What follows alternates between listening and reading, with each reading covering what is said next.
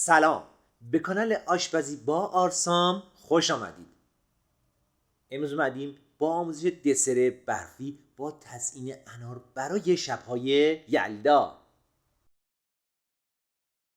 ابتدا 2 پیمانه شیر رو داخل قابلمه بریزید و به آن 1/3 پیمانه شکر، 2 قاشق نشاسته ذرت و 2 قاشق آرد سفید اضافه کنید. هم بزنید تا یک دست بشه. شعله را روشن کنید و اجازه بدید حدود 20 دقیقه رو شعله کم بمونه تا غلیظ بشه. تو این مدت مدام هم بزنید تا ته نگیره و گلوله هم نشه. در آخر هم نصف قاشق چایخوری وانیل بریزید و ترکیب کنید. بعد شعله را خاموش کنید. مواد رو به کاسه بزرگی انتقال بدید و هم بزنید تا به بافت پفکی و سبکی برسید. حین هم زدن چند مرتبه دورگیری کنید.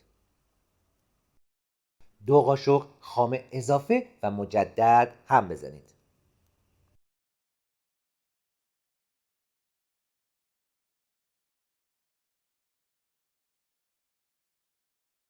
و در مرحله آخر نیاز دارید به یک بسته بیسکویت پتیپور که اول کف ظرف سرفتون رو بیسکویت بچینید، بعد از مواد خامه روی اون بریزید و با قاشق صاف کنید و این کار رو تکرار کنید تا موادتون تموم بشه.